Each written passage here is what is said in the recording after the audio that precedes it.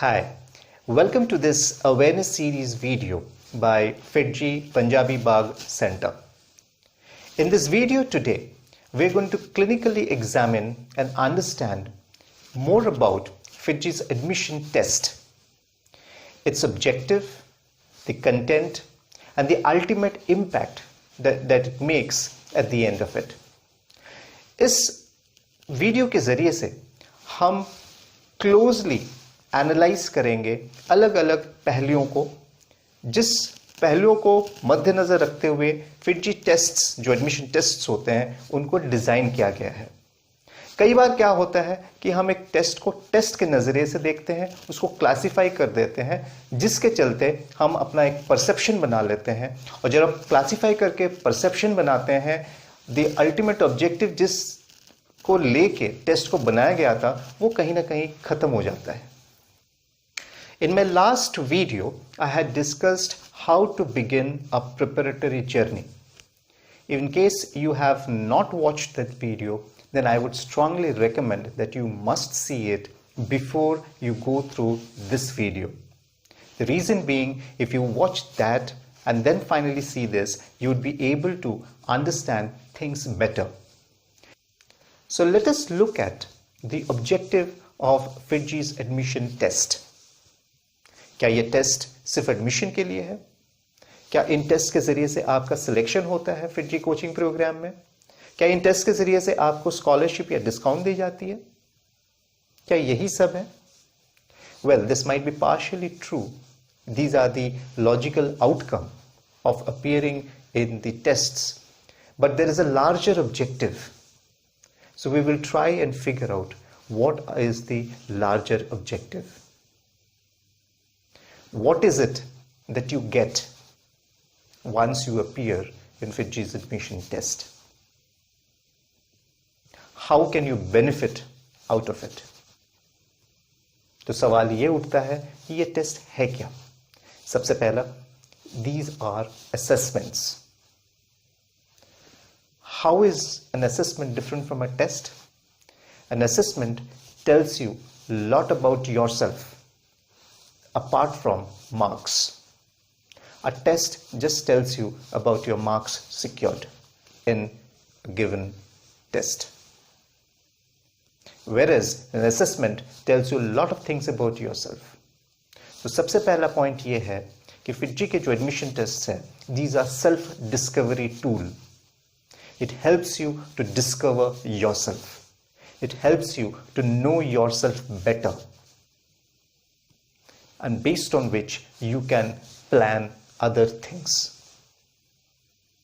These tests are conducted across the nation, where students participate in the national level, they compete at the national level, and the self-discovery tool evaluates these students at the national level, so that you get a realistic picture of yourself vis-a-vis students residing in other cities. These tests are conducted from October onwards. For example, in October, we have the Big Bang Edge test. In December, we have the FTRE. Then in February, we have the Fortunate 40. The general admission tests, and there are a series of other tests which are conducted from between April and June. The serious aspirants, the early starters, they go for Big Bang Edge test. Those who miss out, they go for FTRE. And few who are interested to join a bit early do it through February and thereafter. So these tests are designed and scheduled according to the need of the students. When they want to start, how serious are they, what is their objective, where they want to reach. Based on that, these tests are scheduled at a calendar. Going back to the core topic of self-discovery tool, what does it mean actually? इसका मतलब यह है कि self discovery tool सबसे पहले आपको आपका potential बताता है। आप किस दिशा में जाने से सक्सेसफुल होंगे यह बताता है। उस डायरेक्शन में आपको किस रफ्तार से भागना होगा वो बताता है। आप कहां तक पहुंच सकते हैं वो बताता है। आप में कितना स्किल्स डेवलप हुआ है और डेवलप करना बाकी है वो बताता है। ये आपको अपनी स्ट्रेंथ्स, आपको अपनी वीकनेसेस बताता है। ये आपको ये बताता है कि किन चीजों पे आपको ध्यान रखना चाहिए जिसके बेसिस पे आप बेहतर बन सकते हो, आपकी परफॉर्मेंस बेटर हो सकती है। ये आपको ये भी बताता है कि आप आज के तारीख में आप ही के क्लास में पढ़ने वाले दूसरे बच्चों के तुलना में आज कहां पर हैं, आप उनसे कितना आगे हो या कितना पीछे हो, जो गैप है वो कितना है। और इस गैप को अगर आप आगे चल के कम करना चाहते हैं तो आपको किन किन चीजों पे ध्यान देनी चाहिए। ये आपको ये भी बताता है कि आज आप जहां पे है, आप अगर ऐसे ही रहे बिना इंप्रूवमेंट के तो आप पोटेंशियल के बेसिस पे कहां तक पहुंच सकते हैं। लेकिन अगर आप इस पे मेहनत करें और बेहतर बनने की कोशिश करें तो पोटेंशियल के अनुसार आप और कितना दूर पहुंच सकते हैं। तो ये दोनों सिनारियो बताता है। एक, आप जहां पे है विदाउट एफर्ट अगर इसी तरह चलते रहें कहां पहुंच सकते हैं, लेकिन अगर आप एफर्ट डाल के बेटर बन के आगे चलते हैं तो आप कहां पहुंच सकते हैं।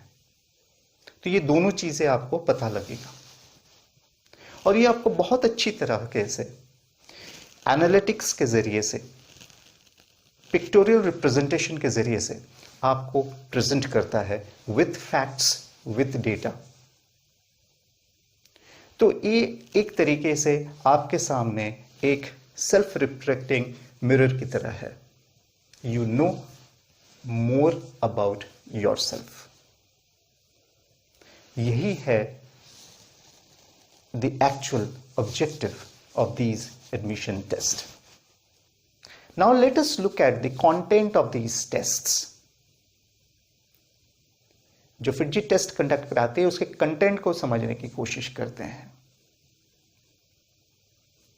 जो बच्चे क्लास 5 और 6 में होते हैं, मतलब जो 6 और 7 में जाने वाले हैं, उनके लिए एक पेपर होता है। और जो बच्चे 7 गोइंग टू 8 ऑनवर्ड्स हैं अप टू क्लास 11, उनके 2 पेपर्स होते हैं। कई लोग पूछते हैं कि ऐसा फॉर्मेट क्यों है, इतना कॉम्प्रिहेंसिव क्यों है, 3 घंटे के 2 पेपर आप क्यों लेते हो, पेपर में एप्टीट्यूड क्यों होता है, पेपर में जो क्वेश्चंस के स्ट्रक्चर है, पैटर्न है, डिफिकल्टी लेवल है, वो ऐसा क्यों है। हम उन्हीं पहलुओं के बारे में जानने की कोशिश करेंगे। सबसे पहला पॉइंट ये है कि ये जो क्वेश्चन पेपर्स होते हैं ये साइंटिफिकली डिजाइंड है विद द ऑब्जेक्टिव कि ये आपका पोटेंशियल सही से एसेस कर पाए, आपका जो स्ट्रेंथ वीकनेस एनालिसिस है वो सही से कर पाए। आप जिस डायरेक्शन में जाने से सक्सेसफुल होंगे, जो चीज करने से आप सक्सेसफुल होंगे, उसके अनुसार आपकी असेसमेंट हो, वही मेन फोकस है।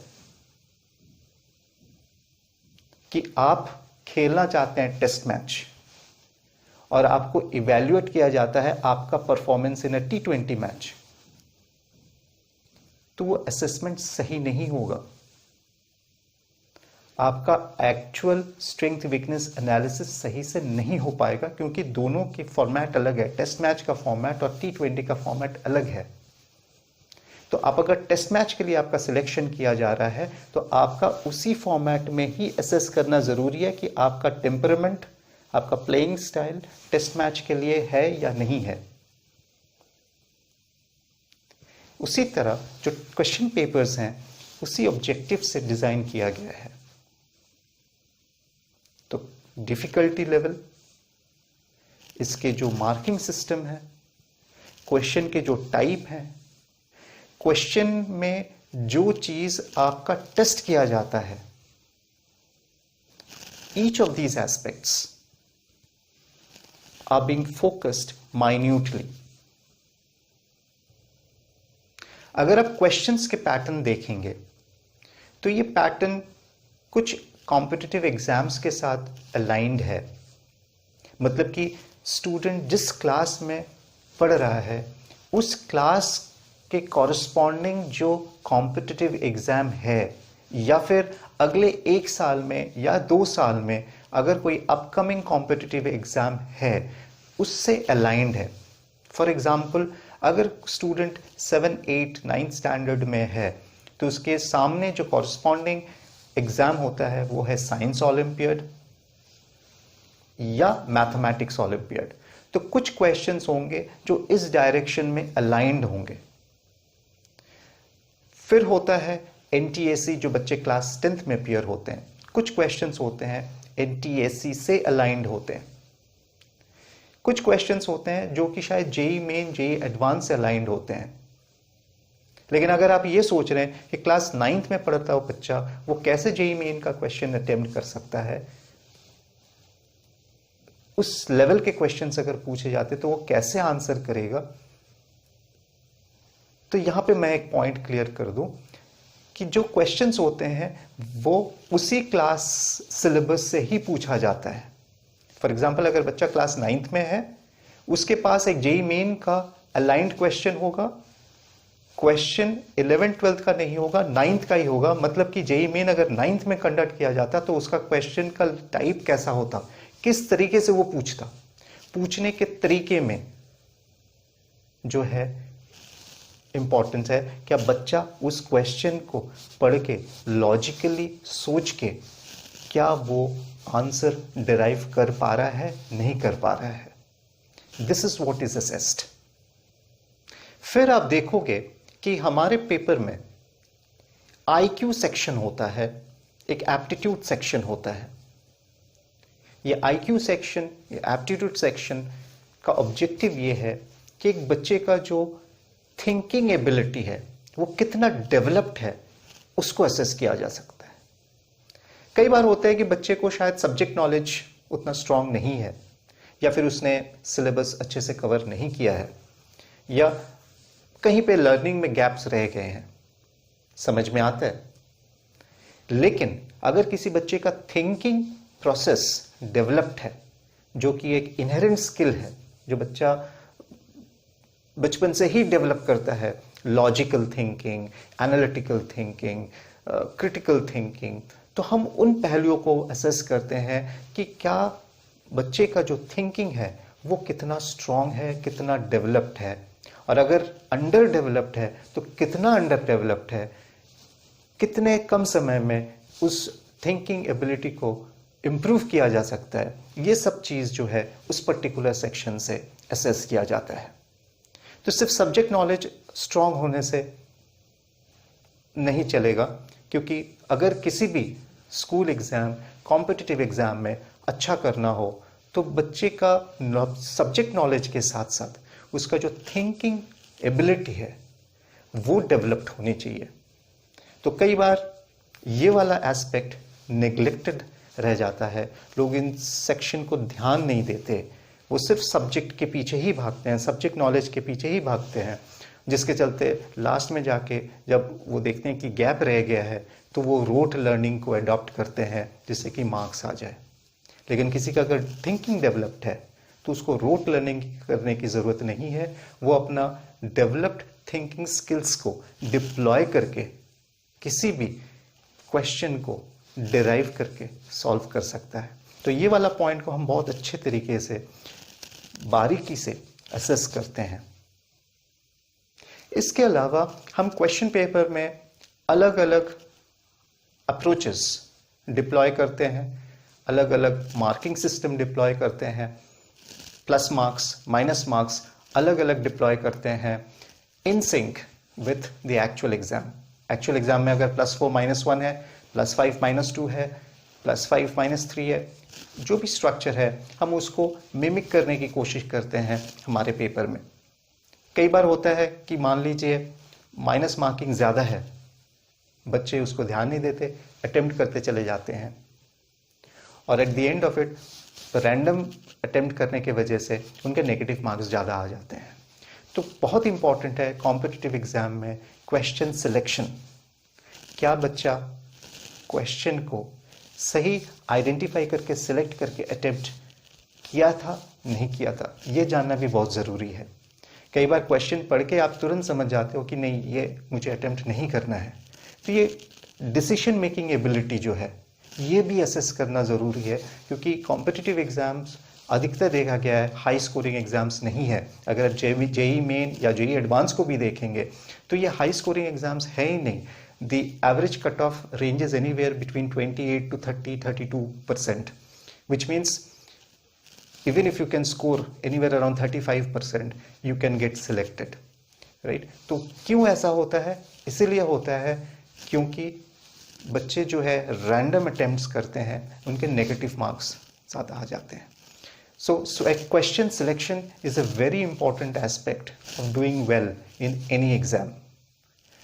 So it is important that these children are assessed whether they have the ability to select the right question. और फिर लास्टली है ओवरऑल टेस्ट एक्सपीरियंस. बहुत ज़रूरी है कि बच्चे को उसी एनवायरनमेंट में असेस किया जाए जिस एनवायरनमेंट में एक्चुअल एग्ज़ाम्स होते हैं. तो पहले जब ऑफलाइन एग्ज़ाम्स होते थे तो हमारा जो असेसमेंट फॉर्मेट है एग्जैक्टली सेम होता था, right from the entry into the test centre premises, sitting arrangement, invigilation, OMR sheets. The entire interface, the entire environment used to be created so that a child is assessed in a real-time environment. When the tests went online, our online interface, the software interface, the platform were exact replica of the actual exams. Lastly, the impact or the output of the FITGS test. But before I get into the specifics, let me tell you, competitive exams are based on relative evaluation, you versus others, which in other words mean how have you performed in an exam on a given day with respect to others. That is the most important aspect. While school exams are absolute evaluation, competitive exams are based on relative evaluation. Two different concepts. So when the assessment is being done, it is important that you should be assessed in a similar relative evaluation format so as to get a realistic picture. Another important aspect is more the number of test takers, better is the outcome of the assessment because you get a realistic picture. It's like participating in a race with 5 participants or participating in a race with 15 participants makes a difference. So the more number of test takers, the more realistic picture that you get about your own performance. So while we look at the FITGS test, FITGS tests are big. They are conducted nationally and large number of students appear in them. So the report card that you get at the end of the test is realistic. Relative evaluation concept is ingrained into the system. So the entire report card is based on the concept. Other important information which are captured in the report card are pertinent with respect to the actual exam. What are the components of the report card? Well, first and foremost, you get to know your national ranking. How many students are ahead of you? how many students are behind you, how many students are with you. So you get a holistic picture of your performance with respect to others. Apart from this, you get a micro analysis, subject wise, chapter wise, concept wise. Areas from where you have earned marks, areas from where you have lost marks. So you can pinpoint your weak areas. A very strong strength-weakness analysis, improvements and scope of improvements, recommendations. All of these are captured and then graphically plotted and presented to you in easy to comprehend manner.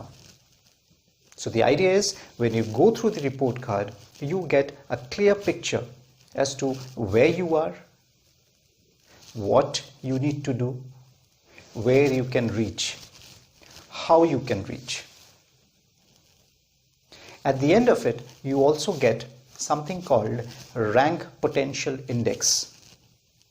In other words, predictive rank for a set of competitive exams. So for example, if you are aspiring for engineering, you get a predictive rank or the rank potential index for JEE Main, you get a rank potential index for JEE Advanced, so on and so forth. What does it mean? It means the day on which you wrote the FIITJEE's test, on that day, if you would have appeared in the actual exam, how you would have performed, what rank you would have secured. So you get absolute clarity, here where I am, here is what I can reach. And with little effort, this is what I can make a difference to my journey. And that's how the FIITJEE's report card helps you to plan things in advance. And of course, other aspects like scholarship and other benefits, early joining benefits, are part of it. So those are other aspects. But the core of it is purely academic in nature. So we wish you a happy prepping. Stay informed and take informed decision towards your preparatory journey. Thank you.